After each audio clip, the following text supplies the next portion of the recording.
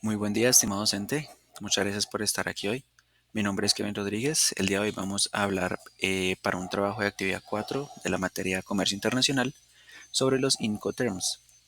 ¿A qué se refiere con Incoterms? Son términos de comercio internacional establecidos por la Cámara de Comercio Internacional, el cual es el lenguaje estandarizado que proporciona este marco como una protección hacia la certidumbre en cuanto a transportes de mercancía.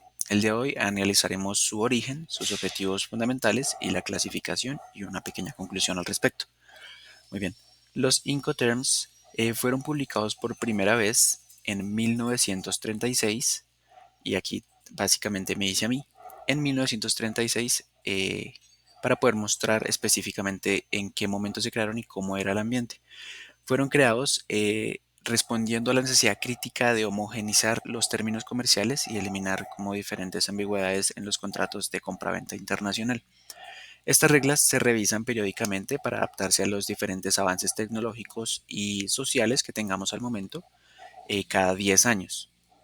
Estas reglas, la versión vigente de los Incoterms, la última actualizada es del 2020, que la seguimos usando hasta el día de hoy.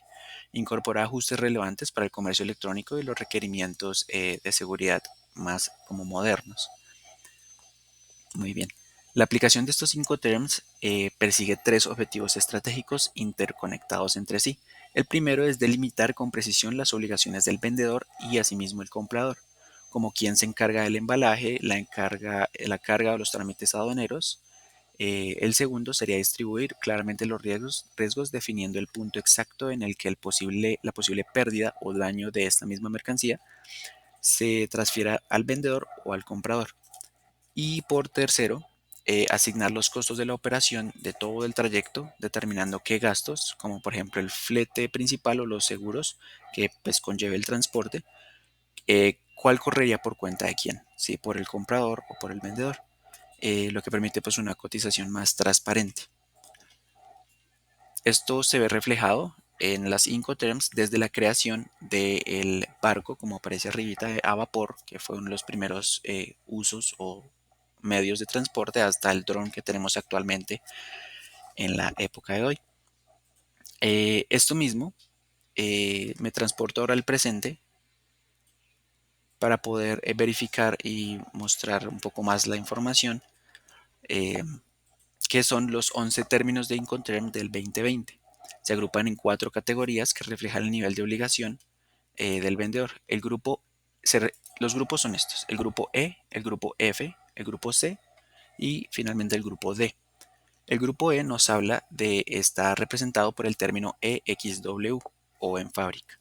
Aquí la obligación del vendedor es realmente mínima, poner la mercancía a disposición de sus propias instalaciones, y el comprador asume todos los costos y riesgos desde ese momento.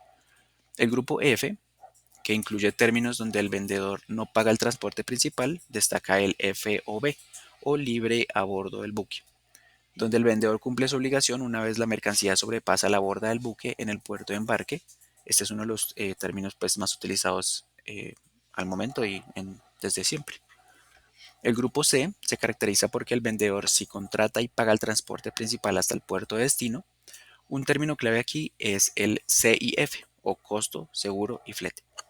Bajo el CIF, el vendedor asume el costo del flete y un seguro mínimo, pero es crucial entender que el riesgo se transfiere al comprador en el puerto de embarque, no de destino. Esta divergencia entre costos y riesgos es fundamental en el grupo C. Ahora, el grupo D implica la máxima obligación para el vendedor, quien asume todos los costos y riesgos hasta dejar la mercancía en el punto de destino acordado o final, que generalmente es el lugar donde se encuentra el comprador. El término DDP o entregado con derechos pagados es el ejemplo más claro de esta responsabilidad total hacia el vendedor. En estos casos me gustaría hacer una comparación de uno de los dos como tipos que hay, que en este caso es el FOB y el CIF.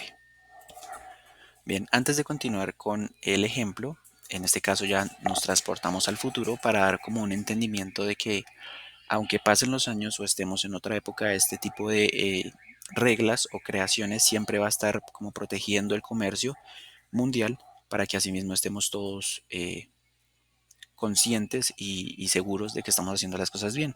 En este caso, el FOB o en otro lado, el CIF, son de diferentes grupos, pero son los dos para transportes marítimos. En este caso, el FOB, el comprador, es quien contrata el barco, por decirlo así, y es quien se encarga pues del trayecto desde que sube al buque al barco hasta el final. Ahora, el CIF, en este caso, lo hace el vendedor, que en este caso lo hace desde que igual llega el buque hasta el destino final, que sería el del cliente. Esta elección impacta directamente en el precio final. ¿Y por qué puse este ejemplo? Realmente es más por el hecho de que es importante saber identificar cuál tipo de Incoterm nos conviene o cuál podemos saber más o enfocarnos más para asimismo saber si somos vendedor o comprador, cuál de ellos usar y cuál sería uno de los más útiles.